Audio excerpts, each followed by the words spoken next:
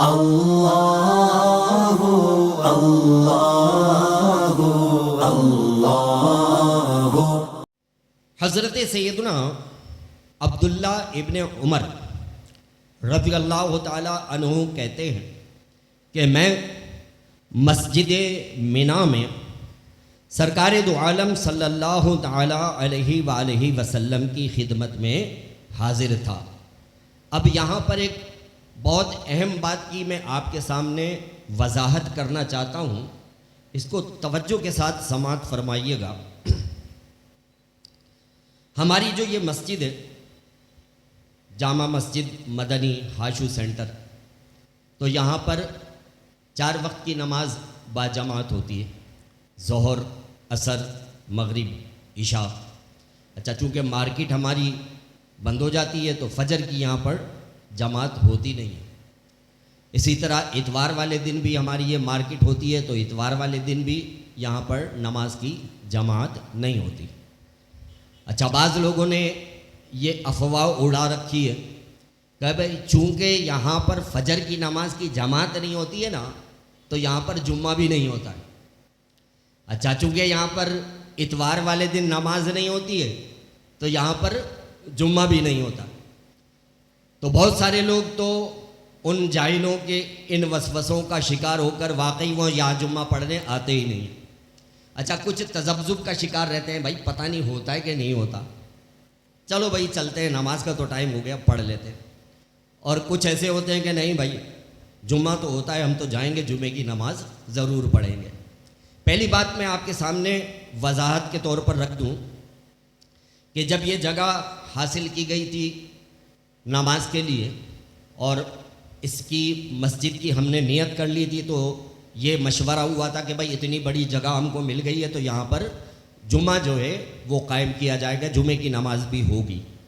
تو میں خود بائی سیلف دارالفتہ گیا تھا اور دارالفتہ میں جا کر کے میں نے پوری صورتحال مفتیان کرام کو بتائی تھی، اور بتا کر کے میں نے ان سے ریٹن میں لکھا ہوا فتویٰ اسٹیمپ والا وہ لیا تھا، اور انہوں نے کہا تھا کہ بھائی اگر ایسی کوئی جگہ ہے تو وہاں پر جمعے کی جو ہے وہ جماعت ہو جاتی ہے اور جمعے کی نماز جو ہے وہ قائم ہو جاتی ہے، آپ وہاں پر جمعہ کرائیں، اس میں کوئی شرعی قباحت نہیں ہے۔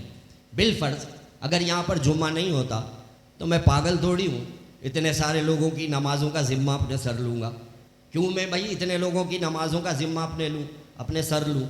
تو وہاں سے چونکہ دارالفتہ سے ہم کو جو ہے یہ فتویٰ مل گیا تھا کہ یہاں پر آپ نماز جمعہ قائم کرائیں، یہاں پر نماز جمعہ ہو جاتی ہے، بھلے سے فجر کی جماعت نہیں ہوتی تو کوئی مسئلہ نہیں، چونکہ شہر ہے، اذن عام ہے، جمعے کی تمام شرائط پائی جاتی ہیں، لہذا آپ بالکل بے خوف بے خطر ہو کر وہاں پر جمعے کی نماز کرائیں، جمعہ ہو جائے گا۔ اچھا جناب، اب میں آپ کے سامنے 2 دلیلیں رکھتا ہوں، اس کو آپ توجہ سے سنیے گا اور اس کو یاد رکھیے گا، تاکہ ایسا کوئی شخص آپ کو وسوسہ ڈالے تو آپ کے پاس بھی کوئی جواب ہونا چاہیے۔ ایسا نہیں ہے کہ ہم بالکل جو ہے سمن بکمن خاموش بیٹھے رہیں، ہمارے پاس بھی اس کا جواب تو ہے ہونا چاہیے۔ جناب عبداللہ ابن عمر رضی اللہ تعالی عنہ کہتے ہیں کہ میں مسجد منا میں بارگاہ رسالت صلی اللہ علیہ وآلہ وسلم میں حاضر تھا۔ منا کے اندر جو مسجد ہے اس مسجد کا نام ہے مسجد الخیف۔ کیا نام ہے اس کا؟ مسجد الخیف۔ یہ کچھ چھوٹی چھوٹی بنیادی باتیں ہیں، اس کو یاد رکھا کریں تاکہ ہمارے علم میں بھی جو ہے وہ اضافہ ہو۔ تو منا کے اندر جو مسجد ہے اس مسجد کا نام ہے مسجد الخیف۔ کیا نام ہے؟ مسجد الخیف۔ اور اس مسجد الخیف کے بارے میں پیارے نبی صلی اللہ علیہ وآلہ وسلم ارشاد فرماتے ہیں کہ یہ وہ مسجد ہے کہ اس مسجد میں 70 انبیاء کرام علیہ السلام نے آ کے نماز پڑھی ہے۔ ایسی شان والی وہ مسجد ہے، مسجد خیف۔ اچھا، اب حاجی لوگ جو ہے وہ منا میں 8 ذی الحج کو جمع ہوتے ہیں، صحیح ہے؟ یہ کچھ بنیادی باتیں ہیں، اس کو آپ ذہن میں رکھیے گا۔ جب حاجی منا میں 8 ذی الحج کو جمع ہوتے ہیں تو وہ نمازیں وہیں منا میں پڑھتے ہیں اور مسجد الخیف میں پڑھتے ہیں۔ اچھا، اب یہ مسجد الخیف جو ہے نا یہ پورے سال بند رہتی ہے، صرف 8 ذی الحج کو کھلتی ہے۔ یہ 8 ذی الحج کے علاوہ یہ مسجد بند رہتی ہے، اس مسجد میں کوئی بھی نماز نہیں ہوتی ہے، یہ صرف 8 ذی الحج کو مسجد کھلتی ہے، مسجد الخیف۔ اور بالفرض اگر 8 ذی الحج کو جمعہ پڑ جائے، اگر 8 ذی الحج کو جمعہ پڑ جائے تو مسجد الخیف میں جمعے کی نماز بھی ہوتی ہے، وہاں پر لوگ جمعے کی نماز بھی پڑھتے ہیں اور ان کی نماز جمعہ ہو جاتی ہے۔ حالانکہ پورے سال وہاں کوئی نماز نہیں ہوتی ہے، ہمارے یہاں تو صرف فجر ہی نہیں ہوتی ہے، وہاں پورے سال کوئی نماز نہیں ہوتی۔ تو مسجد الخیف صرف 8 ذی الحج کو کھلتی ہے، سال میں 1 مرتبہ، اور اگر 8 ذی الحج کو جمعہ پڑ جائے تو اس مسجد میں جمعے کی نماز بھی قائم ہوتی ہے، لوگ جمعہ پڑھتے ہیں اور ان کی نماز جمعہ ہو جاتی ہے۔ اچھا بھائی، اب 8 ذی الحج وہاں گزارنے کے بعد 9 ذی الحج کو حاجی آتے ہیں میدان عرفات میں، کہو سبحان اللہ۔ 9 ذی الحج کو حاجی آتے ہیں میدان عرفات میں، اور یہ حج کا رکن اعظم ہے۔ اچھا، اب میدان عرفات میں جو مسجد ہے نا، اس مسجد کا نام ہے مسجد نمرہ۔ کیا نام ہے بھائی؟ مسجد نمرہ۔ اس کو بھی یاد رکھیں، یہ 2-3 پیاری پیاری مسجدیں، ان کا نام ہمیں پتہ ہونا چاہیے اور ان کی لوکیشن بھی پتہ ہونی چاہیے کہ یہ ہیں کہاں پہ۔ تو میدان عرفات میں جو مسجد ہے اس مسجد کا نام ہے مسجد نمرہ۔ اور اگر 9 ذی الحج جمعے کا پڑ جائے، سبحان اللہ، تو اس کو کہتے ہیں حج اکبر۔ اور جمعے کا جو حج ہے، پیارے نبی صلی اللہ علیہ وآلہ وسلم ارشاد فرماتے ہیں کہ اگر جمعے کا حج پڑ جائے تو ہر حاجی کو اللہ تبارک و تعالی 70 حج کا ثواب عطا فرماتا ہے۔ اللہ تعالی ہمیں بھی حج اکبری کی سعادت نصیب فرمائے۔ اس کے خزانے میں کسی چیز کی کمی نہیں ہے، اس کا ایک حکم ہو جائے تو ہم سب کے بیڑے پار لگ جائے۔ تو جمعہ اگر پڑ جائے 9 ذی الحج کا حج اکبر، اور یہ ہے میدان عرفات، اور یہاں پر جو مسجد ہے اس مسجد کا نام ہے مسجد نمرہ، اور یہ مسجد نمرہ بھی پورے سال بند رہتی ہے، صرف 9 ذی الحج کو کھلتی ہے، صرف 9 ذی الحج کو یہ مسجد کھلتی ہے، پورے سال بند رہتی ہے، اور صرف ایک دن یہ مسجد کھلتی ہے اور اس میں نمازیں ہوتی ہیں۔ تو اگر 9 ذی الحج جو ہے وہ 9 ذی الحج جمعے کا پڑ جائے تو مسجد نمرہ میں نماز جمعہ کی جماعت بھی ہوتی ہے، لوگ وہاں پر نماز جمعہ بھی پڑھتے ہیں اور ان کی نماز جمعہ ہو جاتی ہے۔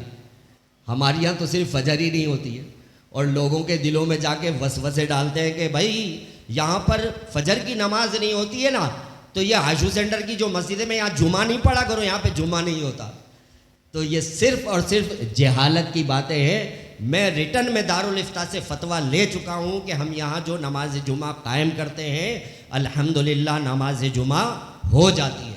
جس طرح سے اگر مسجد خیف میں جمعہ پڑھے، پورے سال کوئی نماز نہیں ہوتی لیکن جمعہ ہو تو وہاں جمعے کی نماز ہو جاتی ہے، جس طرح سے مسجد نمرہ میں جو کہ پورے سال بند رہتی ہے، اگر اس دن یعنی 9 ذی الحج کو جمعے کی نماز جو جمعے کا دن پڑھے تو مسجد نمرہ میں جو ہے وہ جمعے کی جماعت ہوتی ہے اور وہاں جمعے کی نماز ہو جاتی ہے۔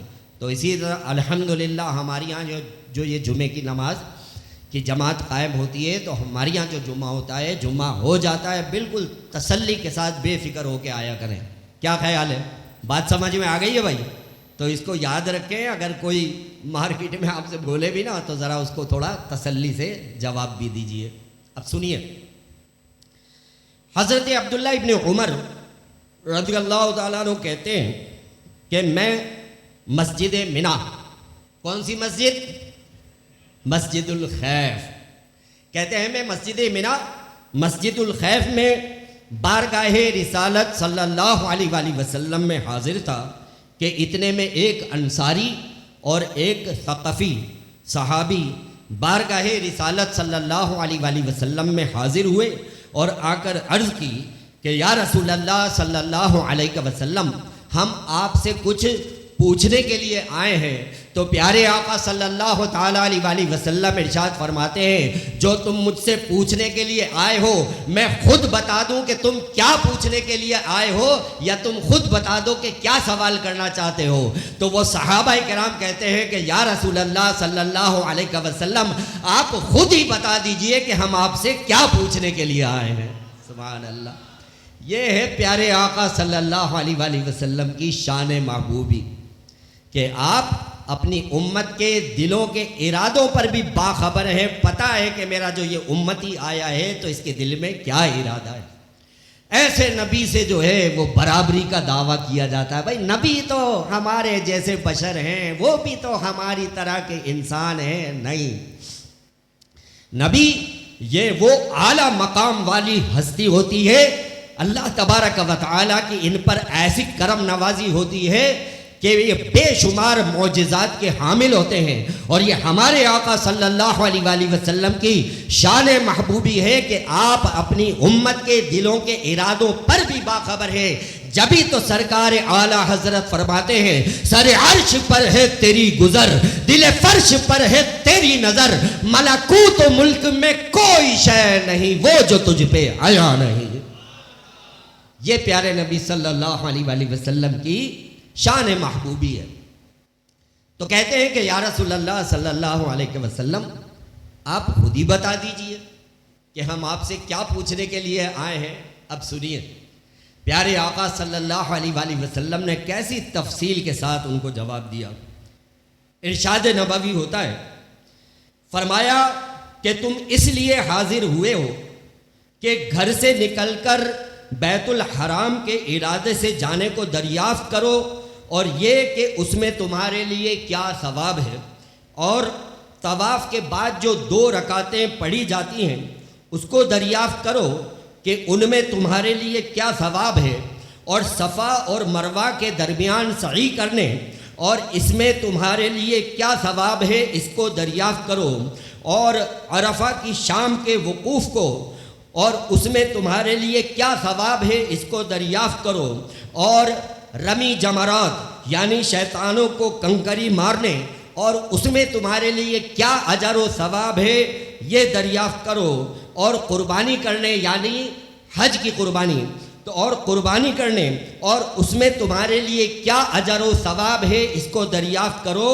اور اس کے ساتھ طواف الاضافہ یعنی طواف زیارت اس کے بارے میں دریافت کرو کہ اس میں تمہارے لیے کیا ثواب ہے۔ اس شخص نے عرض کی کہ قسم ہے اس ذات کی کہ جس نے آپ کو نبی برحق بنا کر بھیجا ہے۔ آقا بالکل یہی ساری باتیں ہیں جو ہم آپ سے پوچھنے کے لیے آئے تھے۔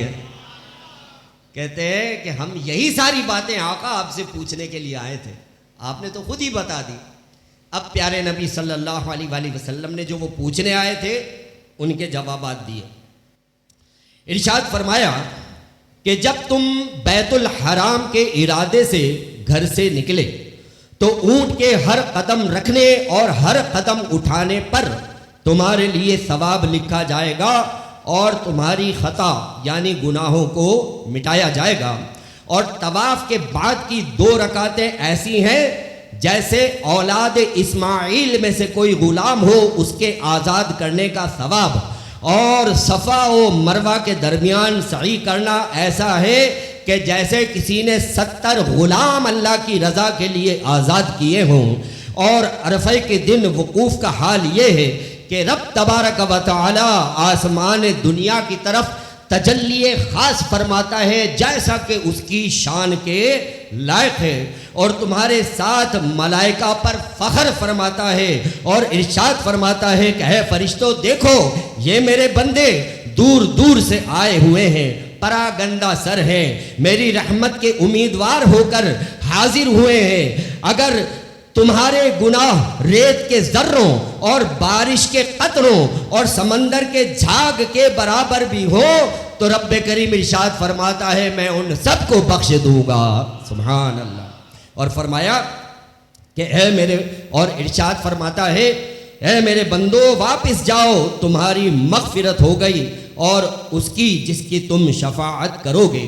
رمی جمرات یعنی شیطانوں کو کنکریاں مارنا اس کے بارے میں فرمایا کہ ہر رمی کرنے پر، ہر کنکری پر ایک ایسا کبیرہ گناہ مٹا دیا جائے گا جو ہلاک کرنے والا ہے، اور قربانی کرنا تیرے رب کے حضور تیرے لیے ذخیرہ ہے، اور سر منڈانے میں ہر بال کے بدلے میں نیکی لکھی جائے گی، اور گناہ مٹا دیا جائے گا۔